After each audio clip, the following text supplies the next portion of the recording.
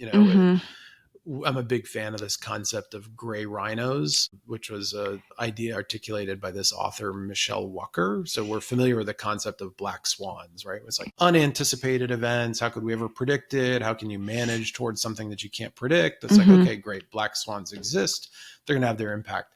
But she articulated this proposition of the gray rhino. A rhinoceros is an incredibly dangerous animal. And if you're staring at the rhino, it probably means that there's some risk that you're facing that is super obvious. It's this big, huge rhino.